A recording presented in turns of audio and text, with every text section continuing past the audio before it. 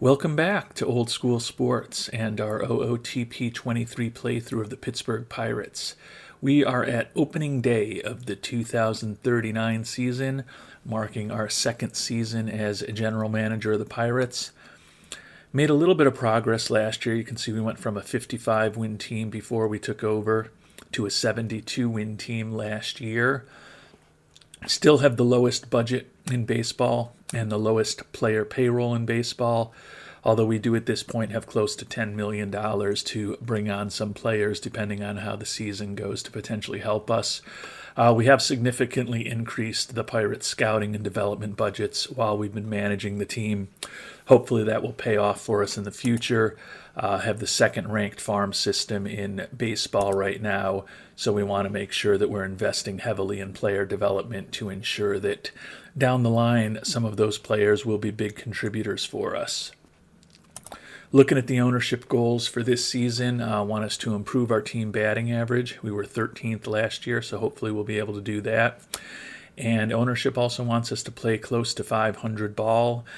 I think this is just about a 500 team. Looking at the changes from last year, I think we are a better team. We signed Bobby Gonzalez as a free agent and then subsequently actually signed him to a contract extension for another 4 years potentially. He's an Ironman pitcher, comes to us from the Red Sox where he was a two-time All-Star. So that is one of the two big additions to our team on the pitching staff. The other is Rodolfo Morales, who we picked up in a trade with the Brewers. He has historically been a starter for them. We look at him, and given that his third pitch, that changeup, is a below-average pitch, see him more as a very effective relief pitcher. So we picked him up. They're picking up a bunch of his contract this year. He's a free agent after this season, but we think that the additions of Gonzalez and Morales will hopefully help improve our pitching staff significantly. And then you can see with Marco Estrada, 26-year-old, Ricky Gotti, 26, Heriberto Rosales, a 25-year-old, and then Tony Santana, a 24-year-old. Our starting rotation is very young, and with Ochoa, Moreno, and Flores and Arenales, we also have a lot of young talent in our bullpen. So hopefully that crew will take some strides forward this year with a little more experience under their belt at the major league level. In turning to our position players, we made even more significant changes to this group. Brought on Ishmael Heel to be our backup catcher. Very good defensive catcher, expecting good things out of him. The two things we wanted to do with our everyday players heading into this past off season were to improve our defense and to improve our team speed.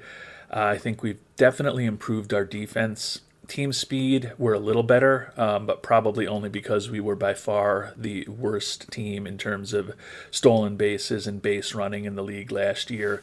Still don't have a lot of real fast players, unfortunately, but should be a little better than we were last season. In the infield, we added Pat Peaches, and you'll see a common theme in these players, capable of playing first, second, and third, a decent major league hitter. Dave Urquiza, another decent major league hitter, capable of playing second, third, and short. And then Jim Kager, another decent major league hitter, capable of playing second, third, and kind of short. So we wanted to improve our defensive versatility and also get some infielders who were actually major league quality players. We think that hopefully we've done that. And then we've also got a new look outfield. Sergio Uribe, Rule 5 draft pick. Think that he can be a pretty solid outfielder for us. Interested in seeing what he can do. Ignacio Carbajal is a center fielder, our new starting center fielder that we picked up in a trade.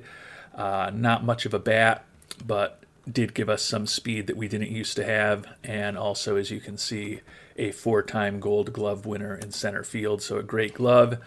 And then the big addition is Isaiah Hill, the number 6 prospect in baseball.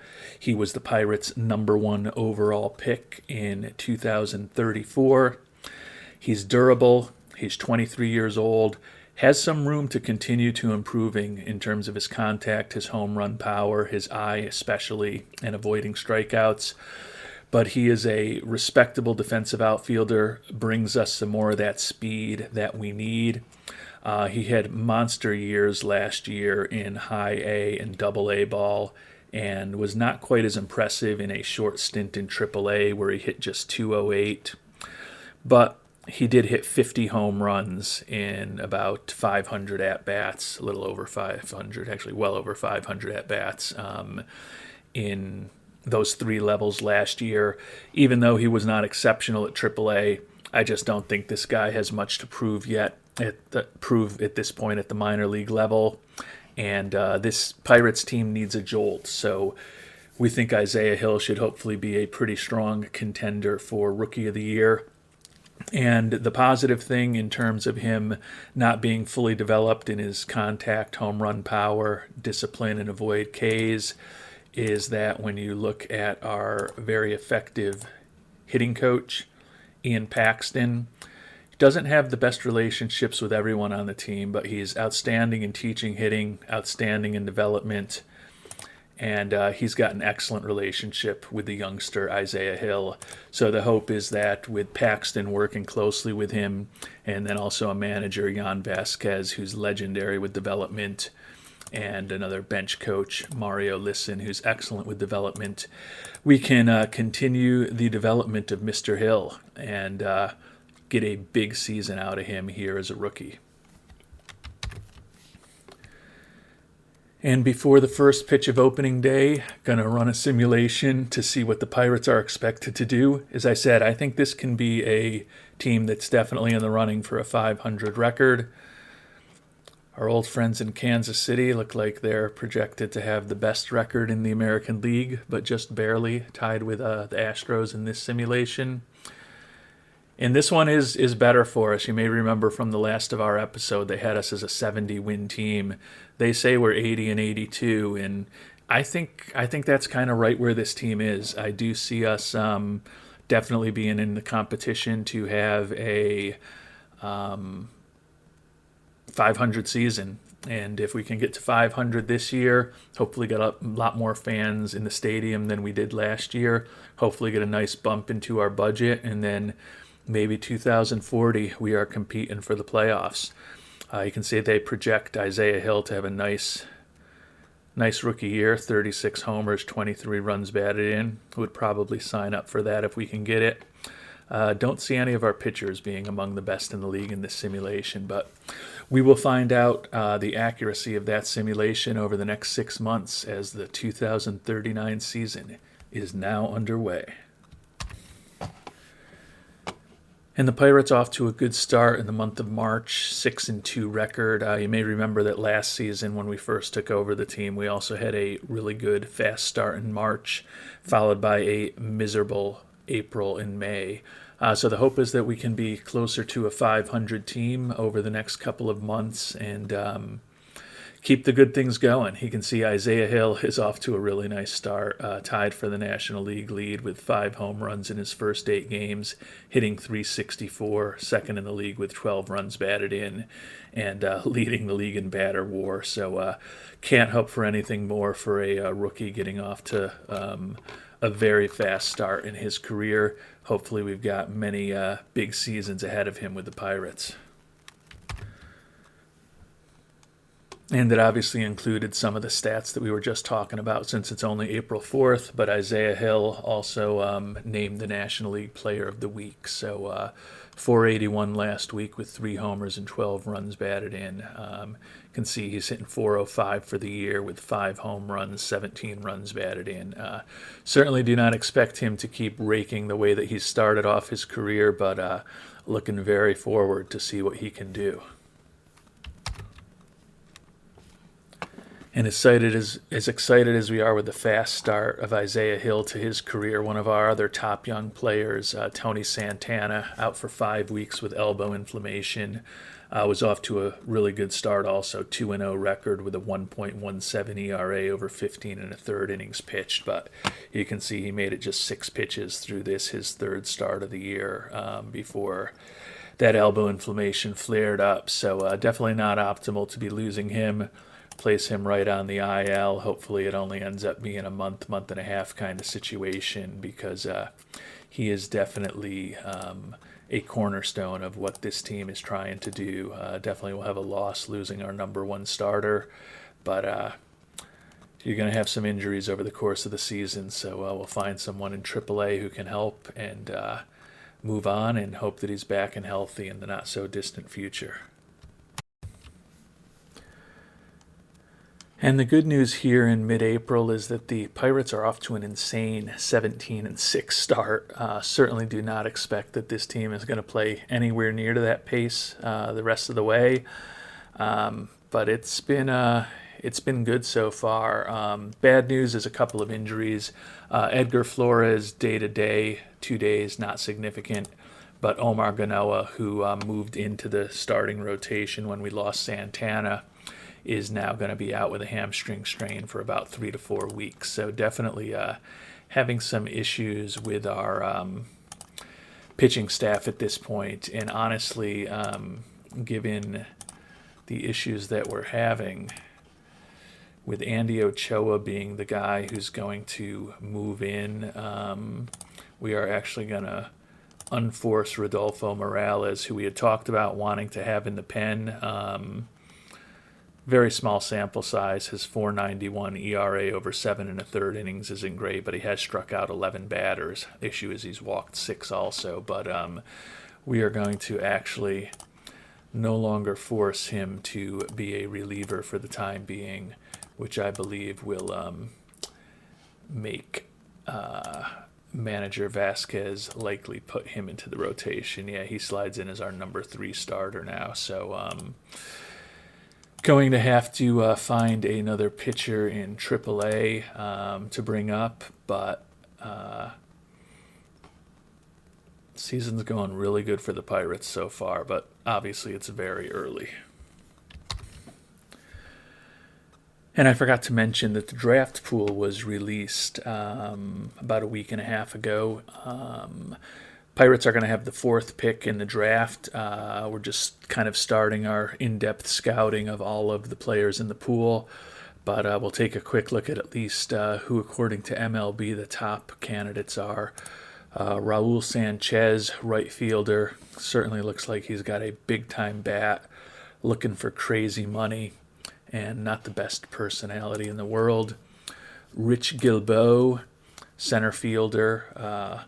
Also looking for a lot of money. Looks like he's going to have a really nice bat also. Very fast, pretty solid defensively. He's an interesting prospect, that's for sure. Jose Flores, 18-year-old catcher. Looks like he's going to have a plus bat because of the really good contact and the plus home run power if he does completely develop. Not all that good defensively as a catcher. Certainly an interesting prospect. Ellis Ruacho, center fielder.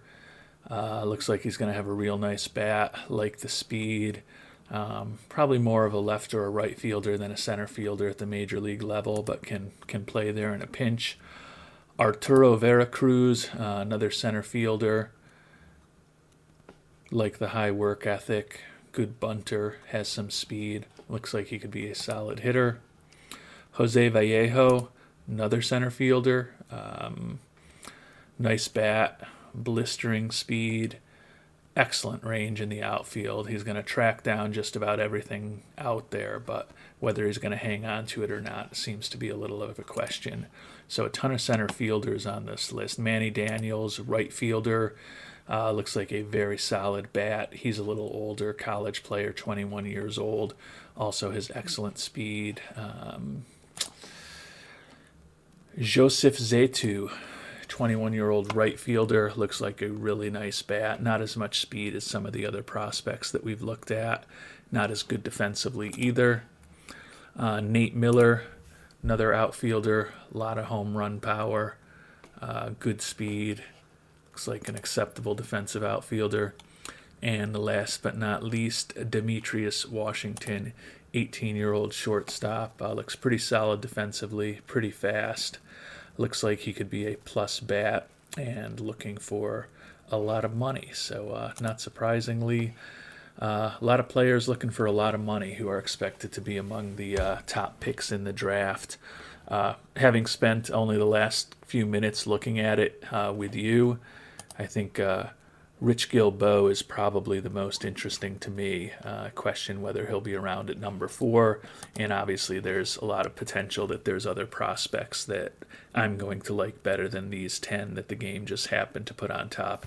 You'll notice there's no pitchers at all on this list, and it's certainly very outfielder heavy. Probably outfield is the one thing we'd like to avoid taking in the first round if at all possible. Don't really try to draft for need. Try to take the best player possible. But if there's a tie, feel like we've got a lot of good outfielders in our system at this point. Again, if there's a tie, would lean towards an infielder, a catcher, or maybe even a pitcher over an outfielder. But we've got a couple months to figure out exactly what we're going to do in that situation. And as we get close to the month of April, the Pirates 25-8, just having a brilliant season so far. And then one of the kind of silly things in OOTP that happened and just kind of annoys me. You may remember we traded for Juan Soto near the trade deadline last year. He is at this point a 40-year-old player, and he just signed with the Rangers. Not a big-time player anymore, but he is extremely popular. He has put up a Hall of Fame type career.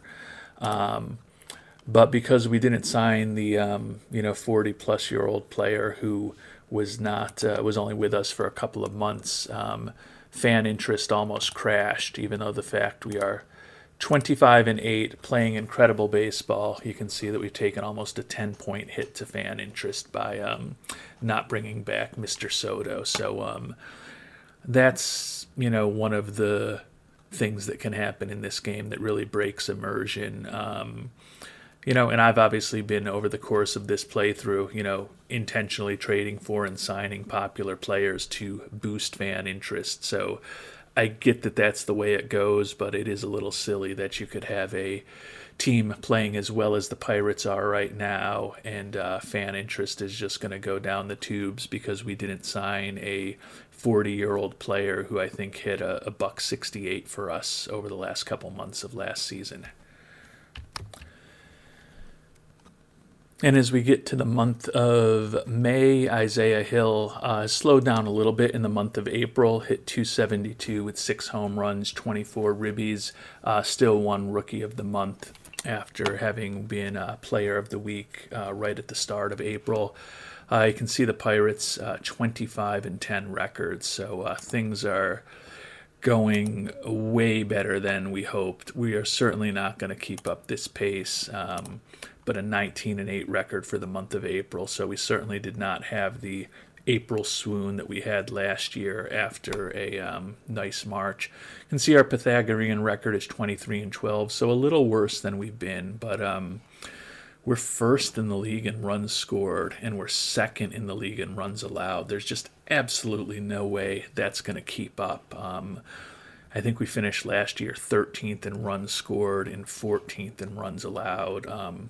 And as I talked about at the beginning of this episode, I do feel like we have improved this team, but I felt like we had improved the team to be kind of a 500 team, or in the competition to be a 500 team, not to be on our way to one of the great seasons in baseball history. So would expect that things will come back to earth during the month of May.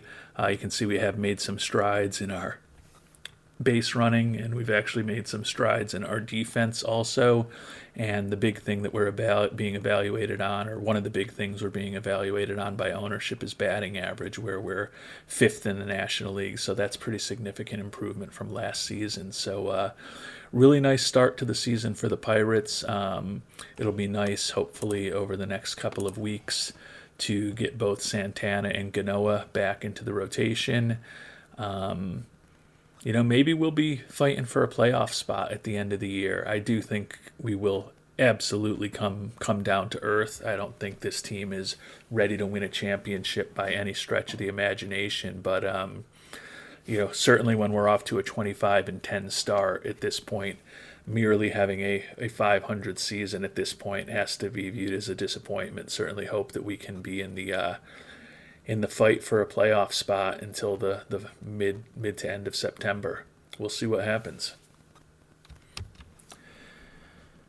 And unfortunately, Tony Santana taken longer to get healthy than it hoped. Still going to be another week or two till he will potentially be back. Again, hopefully it doesn't develop into anything serious. He is a really strong young pitcher, definitely the best of the good young crop of young pitchers that we have as far as starters on this team.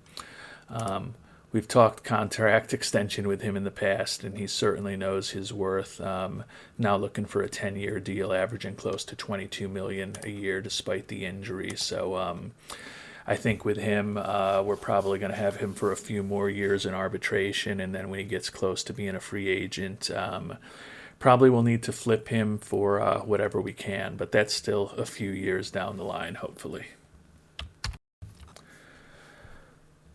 Another month in the books, and Isaiah Hill, Rookie of the Month, 302 average, 5 doubles, 10 home runs, 18 runs scored, 23 ribbies.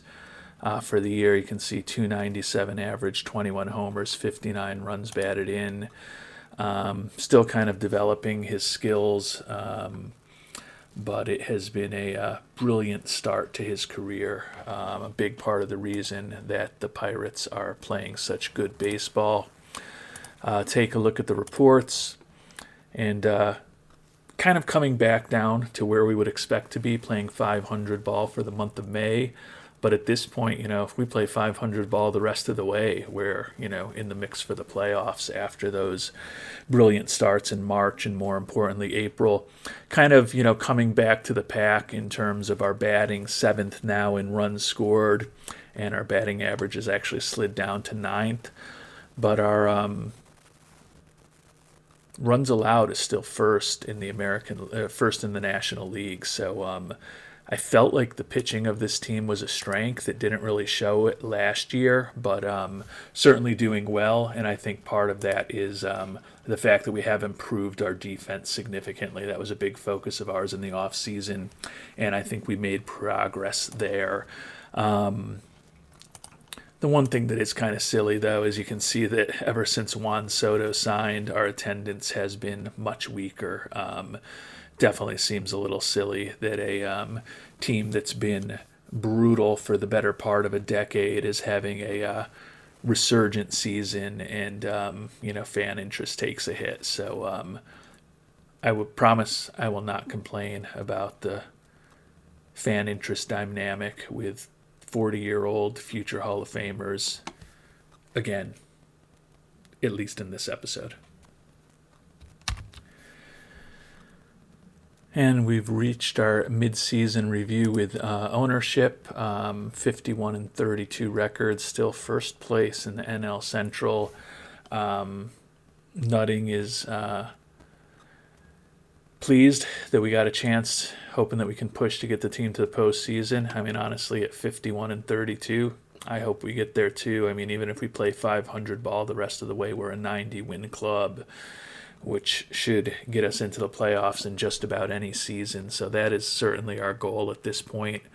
We're up to 7th in batting average. He wanted us to be in the top 6, and happy with the increase in attendance that we've had. Happy with our progress towards the goals, but we'll get our final evaluation at the end of the season, obviously. And the month of June is in the books. Perhaps the least surprising thing possible, Isaiah Hill, once again the National League Rookie of the Month. You can see 303 batting average, 28 homers, 83 runs driven in. Just a brilliant start to Mr. Hill's career. Very glad that we didn't keep him down in AAA for any additional seasoning. Speaking of players in AAA for additional seasoning, though, you may remember that we had sent down one of our top young outfielders, Andres Mendez, and He's hitting better. Not that he didn't hit well last year with a 283 average, but he had only 6 home runs last year. This year he's hitting 286 and he's already got 12 home runs. He will definitely be up with us in September. That left-handed bat could be real important for us. Probably also going to be the first player we bring up if we have any injuries. But other than those pitcher injuries that we had earlier in the season, it's been an extremely healthy year for the Pirates so far. You know, part of the reason why we have such a good record. Looking at the standings, 56 and 34. We're up 10 games on the Cardinals and the Reds in the National League Central, and we're tied with the Yankees for the best record in baseball. This does not make any sense. As I said at the beginning of the year, I thought we could be a 500 team. The simulation that we ran had us at 80 and 82. I feel like this is all going to come crashing back to earth at some point. It kind of has to, but I'm going to enjoy it while it's going on. Taking a look at the expanded standings, we're actually only 2 games better than we should be based on our run differential. So it's not like we're getting incredibly lucky. We are 12 and 8 in 1-run games, 5 and 2 in extra inning games. Maybe we're good. It seems too soon, but we bounced back well in June after that 500 May, 17 and 10 record in June. Rank 5th in the National League in runs scored, 6th in batting average, and we're still 1st in runs allowed. Our starter ERA is the best in the league. Bullpen ERA is 8th. Defense a lot better than last year, and stealing and base running actually both a lot better than last year. We've already stolen more bases this season than we did all of last year. So I feel like something bad is going to happen to this team. But at this point, there's no excuse for this Pirates team not to be in the playoffs this year. And taking a look at our pitchers, Santana, who did spend that time on the IL, 5 and 2 with a 2.34 ERA. Ricky Gotti, Bobby Gonzalez, and Heriberto Rosales all are 10-game winners already with strong ERAs. Marco Estrada, 6 and 7 with a 4.33 ERA, but the starting rotation has been doing brilliantly. Looking at the bullpen, Ernesto Moreno, 2.48 ERA, 27 saves as our closer. Andy Ochoa, 2.45 ERA. Rodolfo Morales, who started a bit for us, 3.60 ERA. Willie Arenales and Omar Lopez have not been good. Fortunately, they've only combined for 28 and a third innings. But those may be guys that, particularly now that we're in the month of July, if we're looking to bring some talent on the team to help us in, and I know this sounds crazy, but to help us in a potential playoff push, those guys' spots could be in jeopardy because Lantara, Owens, and Ganoa have all been pretty respectable.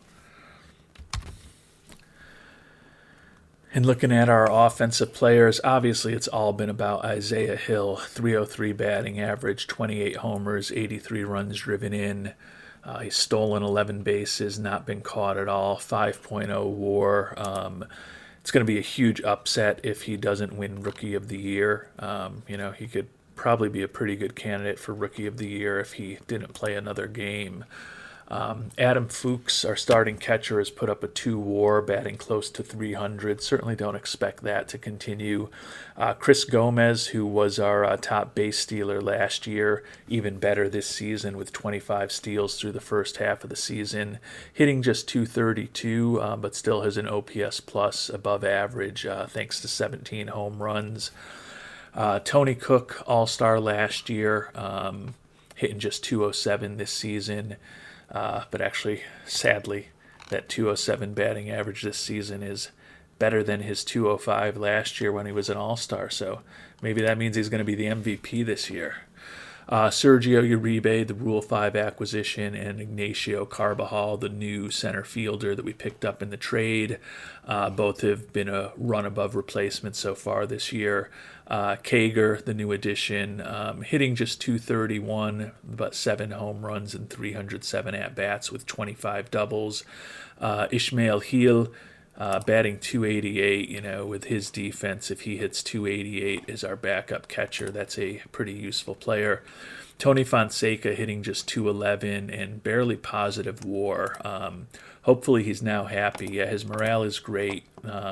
You may remember that after last season or near the end of last season, he asked to be traded because he was so tired with losing.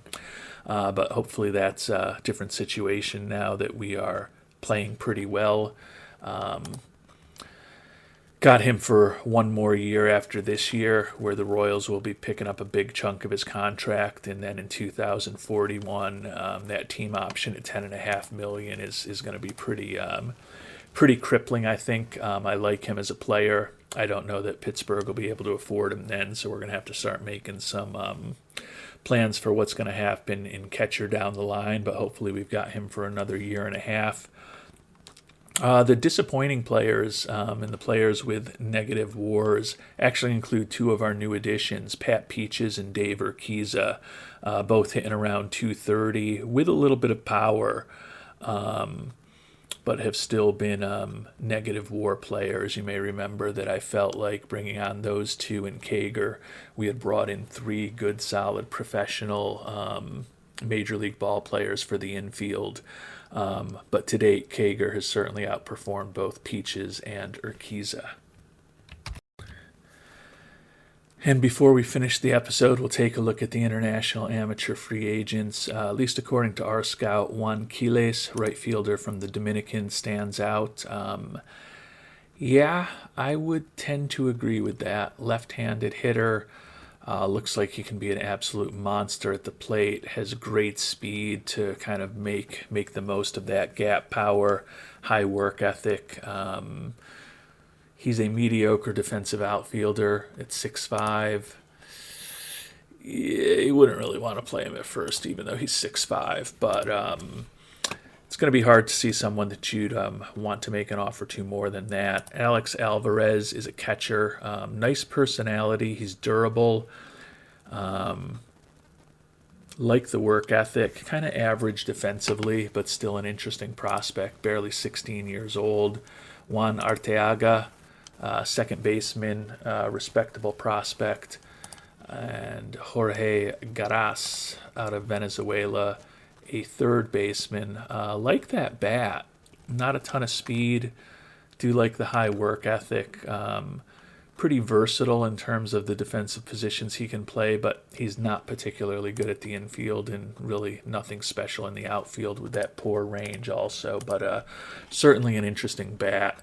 I mean, I'm going to take a look at the pitchers, but even though probably every team is going to be throwing $5 million at Juan Quiles, and even though I just said earlier in this episode when we were talking about the upcoming draft that an outfielder was kind of the one thing we didn't need, a prospect like this, I'm certainly going to shoot a shot on unless there's a brilliant pitcher out there. And it doesn't seem to be. Raul Elman,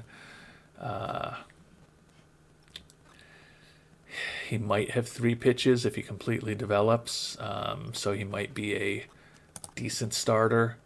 David Villalona, similar, like the high work ethic. I honestly think if we don't get Quiles and Villalona is still around, we may throw an offer at Villalona, 16-year-old who's already throwing in the low to mid-90s with a good work ethic. Feel there's a pretty good chance that he'll develop. But we've got to shoot a shot with Juan Quiles. That is just a monster bat, which combined with that speed is just very nice. It's honestly not that different than what our buddy Isaiah Hill has become, quite honestly. Only in a perfect world, it looks like Quiles could be a little better than Isaiah Hill in terms of his profile, although he's not durable. But we are going to shoot our shot with Quiles, so we are going to go ahead and offer him the full $5 million. Again, I would think that most teams would be doing the same. So it's not going to shock me. He doesn't sound all that enthusiastic to me about signing with us. Says it's the best that he's received so far, but that's because it's day one of the signing period. So we will find out what happens with Mr. Quiles in our next episode. You can see that revenue per game up over 50% so far this year, even though our fan interest has taken a hit. Fans are coming out to watch this young team that is playing some of the best baseball in the major leagues right now. In our next episode, we're going to dig into the month of July, find out what happens with the international amateur free agents, find out who ends up being an all-star from these Pittsburgh Pirates. I have a feeling when we had that one all-star last year, feel like we might have a couple this year. Certainly our future Rookie of the Year, Isaiah Hill, I would think will certainly be in the all-star game. And then we're going to dig in deep to that draft. We've got the 4th pick in the draft. A lot of interesting prospects out there, which we'll cover in the next episode. And then after that, it's the trade deadline. And given that we've got almost $10 million to bring on some help, and we are in the midst of a somewhat surprising pennant race with these Pirates, we're going to look to add some help. As I talked about, I did not think we were going to be competing for the playoffs this year. I thought we were going to be hoping to be right around 500, but with a 56-34 record, if we don't make the playoffs now, it's a huge disappointment. So we're going to do everything we can to get the Buccos back into the playoffs here in 2039. And we'll find out how we do over the next month in our next episode. Until then, thanks so much for watching, and I hope you have a great day.